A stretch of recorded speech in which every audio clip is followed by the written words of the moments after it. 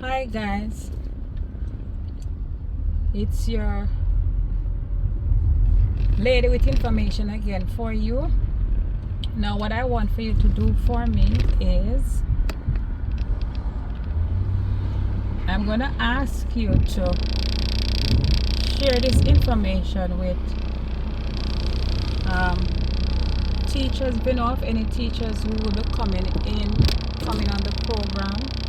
I'm gonna ask you to share this information with them because there's a lot of persons coming up. There are certain things they don't know.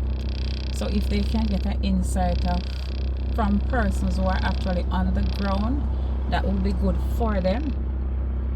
So after you have done your interview and you receive your yeses, then you go ahead, as I said before in my last video, you go ahead and you do your research to decide exactly where you want to live. Now, there are some areas that are close to where you're gonna work, but it's not really the right fit. Why I say it's not the right fit, you have some areas that are close to where you're gonna work, but they are very expensive. Unlike if you take a place, rent a place that is maybe say 20-30 minutes from where you are working, it will be even much cheaper. But you have to decide where you want to live. But do your research, find out about the area, because there are some areas that are not safe, there are some that are safer, and it would be good for you just coming in to live in a gated community. That would be better for you.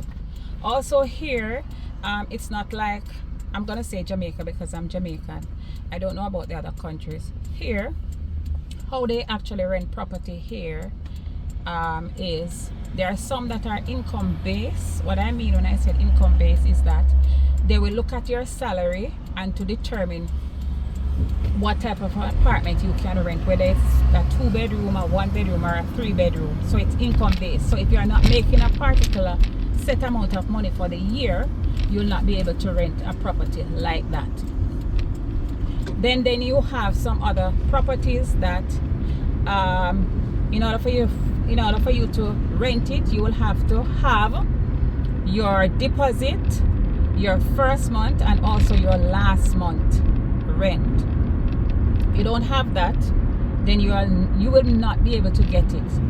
Also, they do credit check. You just coming into the country, you don't have any credit here, but they are still going to do credit check because they don't want to rent their property to persons who have bad credit.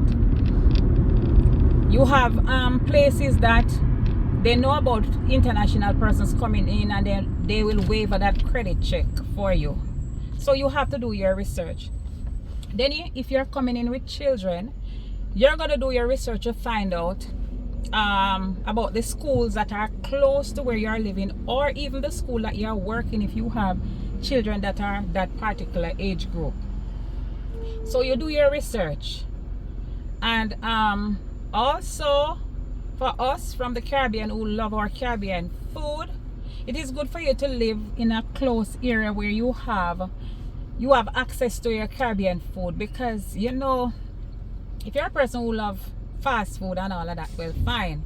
But for I shouldn't say most, for persons who like their Caribbean food, you do your research and make sure wherever you're going to be living, you have access to your type of food, because it's going to be strange for you if you're not accustomed to these type of food. So these are some of the things that you should look at when you're doing your research. Another thing is that when you are coming in, decide how is it you're going to get to work. When I just came here, I had to use Uber. Now, for me, I could have gotten a place that is close to my workplace, but it was too expensive. So as it is, I live like, taking the highway to work, I live like 25 minutes from work. So I was doing Uber, which is very expensive, because for me to go to work and on a daily basis, I would have to pay like $60 to and fro. So you can actually team up with persons who carpooling. You can do carpooling, right? It will be cheaper. Or if you are a church person like I am, you'll find somebody from your church who you can make arrangement with for them to actually take you to work, back from work, and you pay them. They're not gonna charge you an arm and a leg, right?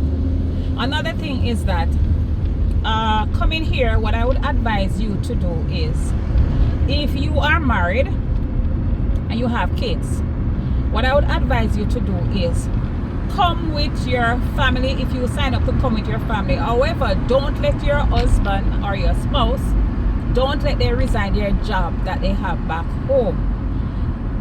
Let them come into the country with you so that you can actually start the paperwork, and then they go back to their work, and as soon as the paperwork is finished, they can come back. Because if your spouse come here with you, your spouse will not be able to work until their documents is ready, and that is going to take a little time.